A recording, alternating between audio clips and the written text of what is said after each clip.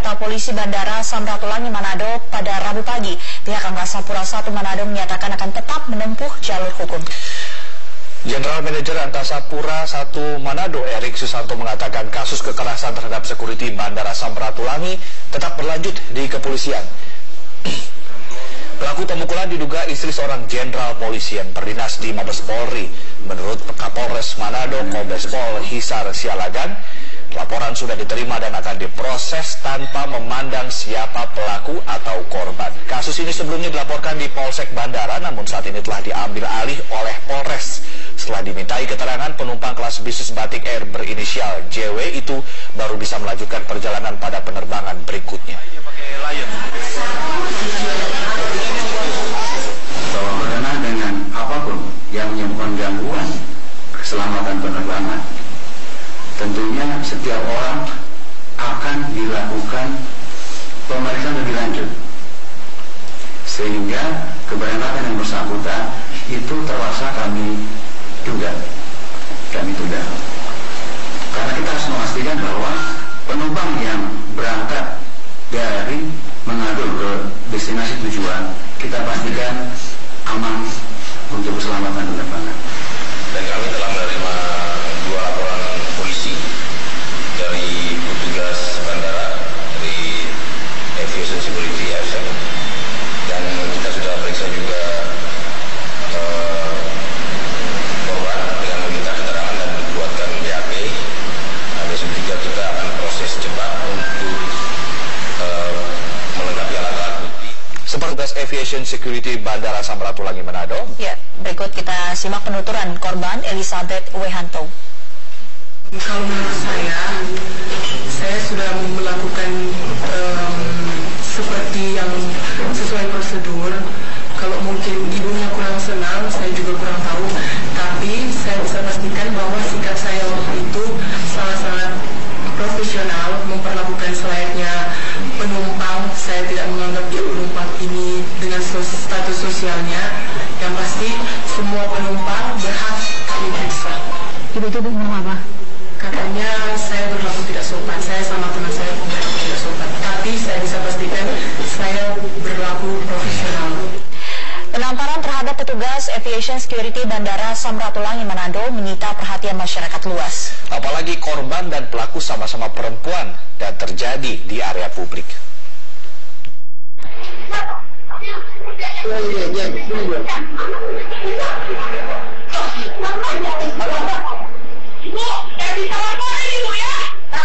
Video penamparan petugas Aviation Security Bandara Samratulangi Manado oleh seorang calon penumpang langsung menjadi viral di sejumlah media sosial sejak diunggah Menteri Perhubungan Budi Karya melalui akun Twitternya. Dalam video berdurasi 12 detik ini, tampak jelas seorang calon penumpang wanita mengamuk karena diminta petugas untuk mencopot jam tangannya saat pemeriksaan melalui X-ray Bandara Samratulangi Manado. Pemeriksaan seperti ini sudah menjadi prosedur standar keamanan yang berlaku di semua bandara. Namun bukannya membuka jam tangan, penumpang yang diketahui akan menaiki pesawat Batik Air menuju Jakarta ini justru menampar petugas bandara. Insiden penamparan yang terjadi pada Rabu pagi sekitar pukul 7:46 waktu Indonesia Tengah langsung direspon Menteri Perhubungan Budi Karya Sumadi melalui akun Twitternya. Dalam kicauannya, Budi Karya sangat menyayangkan sikap arogansi penumpang tersebut kepada petugas Aviation Security dan meminta agar kasus ini segera diproses secara hukum. Tim Liputan Metro TV. Penumpang, personil pesawat dan barang bawaan yang hendak diangkut ke pesawat sudah berlaku sejak tahun 2010 lalu. Prosedur pemeriksaan itu sudah diatur dalam Peraturan Ditjen Perhubungan Udara tahun 2010 dan Surat Edaran setelah Peraturan Menteri Perhubungan Nomor 127 tahun 2015 terbit. Peraturan tersebut menyatakan setiap penumpang, personil udara, dan orang perorangan wajib melepas jaket, ikat pinggang, jam tangan, dan mengeluarkan semua barang yang mengandung unsur logam dan meletakkan ke dalam wadah yang disediakan dan diperiksa melalui X-ray. Pemeriksaan secara fisik juga dilakukan terhadap semua calon penumpang atau personil pesawat dengan cara meraba dan melakukan atau melalui metal detektor. Pemeriksaan seperti ini dilakukan berlapis sejak check-in hingga saat boarding. Peraturan tersebut dikeluarkan demi keselamatan keamanan penerbangan nasional.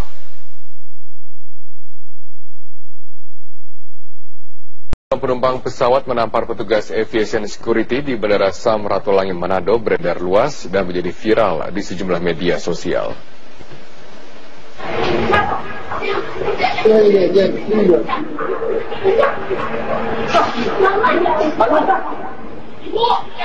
Dalam video berdurasi 12 detik yang diunggah oleh Menteri Perhubungan Budi Karya Sumadi, tampak jelas seorang calon penumpang wanita mengamuk saat diminta mencopot jam tangan miliknya untuk melalui mesin X-ray di Bandara Samratulangi Manado. Padahal petugas aviation security Samratulangi hanya melakukan pemeriksaan sesuai dengan prosedur keamanan yang berlaku. Bukannya membuka jam tangan, penumpang yang diketahui akan menaiki pesawat Batik Air menuju Jakarta tersebut justru malah menampar petugas bandara.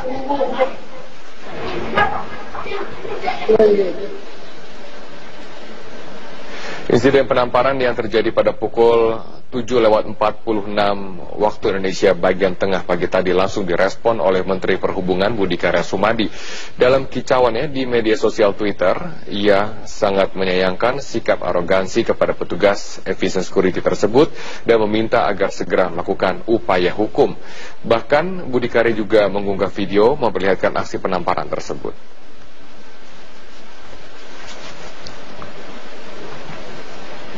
Menteri Desa Pembangunan Daerah Tertinggal dan Transmigrasi menunjuk Bibit Samatrianto menjadi Ketua Satgas Dana Desa di Kementerian PDT. Informasi selengkapnya sudah kami rangkai bersama dengan 8 berita lainnya dalam Top of the Top malam hari ini.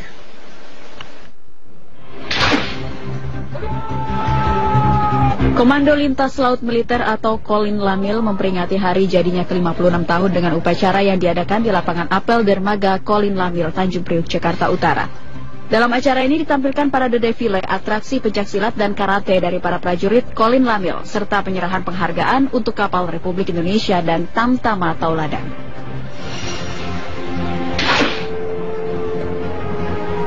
Puluhan warga nelayan asli Pulau Pari, Kepulauan Seribu menggelar unjuk rasa di depan Gedung Pengadilan Negeri Jakarta Pusat. Mereka menuntut pembebasan ketiga nelayan Pulau Pari yang ditangkap dan kini tengah disidangkan Pengadilan Negeri Jakarta Pusat.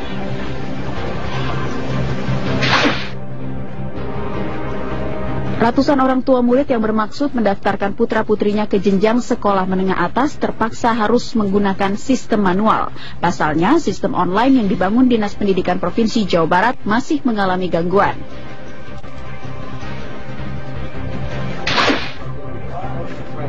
Personil Polresta Jambi menggagalkan pengiriman 26 paket ganja seberat 26 kg tujuan Bali dan Sidoarjo, Jawa Timur. Selain menyita barang bukti, polisi juga menangkap 2 bandar narkoba.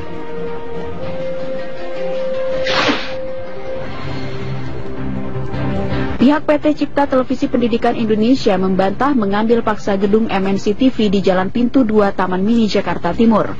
Menurut Direktur Utama PT Cipta TPI, mereka hanya mengambil kembali hak mereka yang telah diputuskan Mahkamah Agung.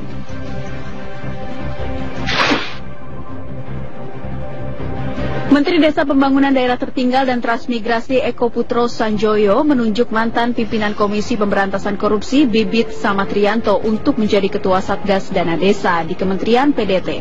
Pembentukan Satgas dimaksudkan untuk mengawasi dana desa yang disebar ke seluruh Indonesia sebesar 60 triliun rupiah. Pesawat penumpang jenis Pilatus Porter milik maskapai penerbangan AMA yang mengangkut 3 penumpang dan barang dari Wamena, Kabupaten Jayawijaya menuju Darakma, Kabupaten Duga, mengalami hilang kontak.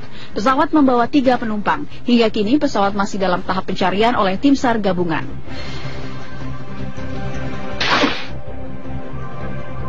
Komando Militer Mindanao Barat Filipina memastikan telah menemukan 2 warga Vietnam yang dilaporkan hilang pada November tahun lalu. Kedua korban yang ditemukan dalam keadaan tewas ini merupakan awak kapal kargo Vietnam MV Royal 16 yang diculik pada November lalu di atas perairan Basilan.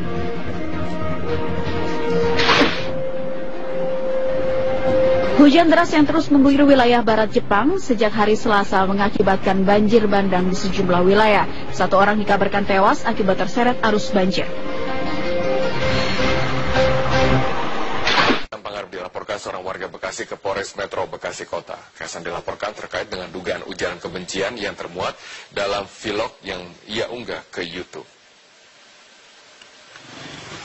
2 Juli 2017, Muhammad Hidayat, seorang warga Jaka Sampurna, Bekasi, Jawa Barat, melaporkan putra bungsu Presiden Joko Widodo, Kaisang Pangarep, ke polisi. Menurut pelapor, video yang diunggah oleh Kaisang mengandung unsur ujaran kebencian dan penghinaan terhadap salah satu agama. Kapolda Metro Jaya Irjen Pol M. Iriawan telah memerintahkan Kapolres Metro Bekasi untuk menindaklanjuti laporan tersebut. Kapolda menjelaskan proses penyidikan tengah dilakukan. Saya baru tahu tadi malam. Jadi saya akan dalami berkaitan dengan adanya dugaan laporan polisi.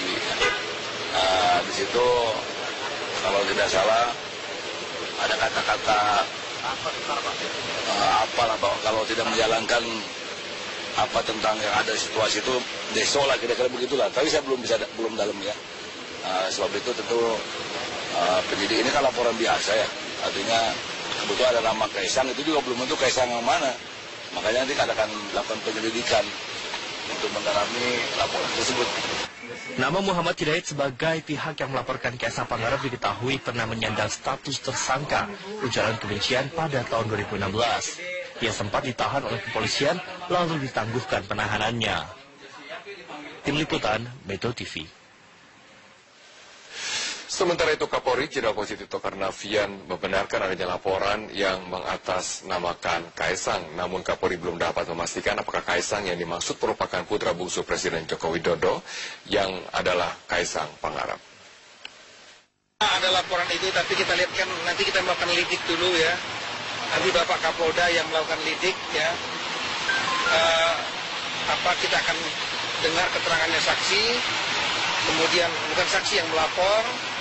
Nanti kita undang beberapa saksi ahli dan kita akan putuskan segera. Kaisang di sini benar Kaisang anaknya Bapak Presiden? Saya belum tahu karena di laporannya hanya tulisan Kaisang, nggak menyebutkan siapa. Kita harus dengar dulu keterangan orang yang melapor. Presiden Joko Widodo memanfaatkan libur panjang Lebaran dengan berkunjung ke Taman Marga Satwa Ragunan, Jakarta Selatan. Jokowi berlibur ke Ragunan bersama keluarganya dan berikut laporan reporter Nori Utari dan juru kamera Satria Eko Atmojo. Marga Satwa Ragunan menjadi salah satu objek wisata yang diminati masyarakat, termasuk Presiden Republik Indonesia Joko Widodo yang tak ingin ketinggalan merasakan keseruan berlibur di Taman Marga Satwa Ragunan.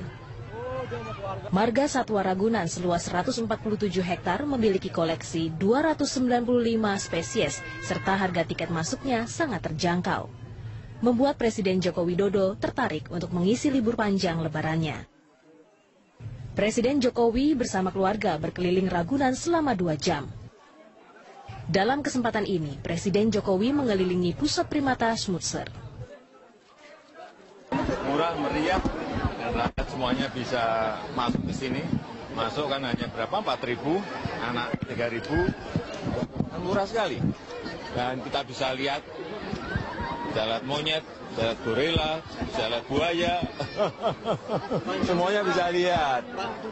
Monyetnya udah gemuk atau belum, Pak? Gimana? Monyetnya udah pada gemuk? Bisa lihat tadi, cerah ceria semuanya. Dulu Bapak sempat liburan pernah ke sini juga ya, Pak? Iya, seneng aja lah lihat hewan-hewan itu, seneng. Ya sama, saya lihat sehat-sehat. Hah? Masih ada urusan. Bapaknya masih ada urusan. Waduh, kalau saya sudah sering sekali, seneng sih, seneng. Karena itu murah meriah, masuk bayar 3.000, yang dewasa bayar 4.000 kan murah meriah. Dan juga ada sisi edukasinya kan, mengenalkan anak-anak pada yang namanya gajah, itu yang namanya beruang, itu yang namanya monyet, itu yang namanya gorila, itu yang namanya lutung, itu semua kan. Kedatangan Presiden Joko Widodo di Marga Satwa Ragunan ini disambut antusias oleh pengunjung. Cukup banyak pengunjung yang langsung menghampiri Presiden Jokowi untuk bersalaman dan foto bersama.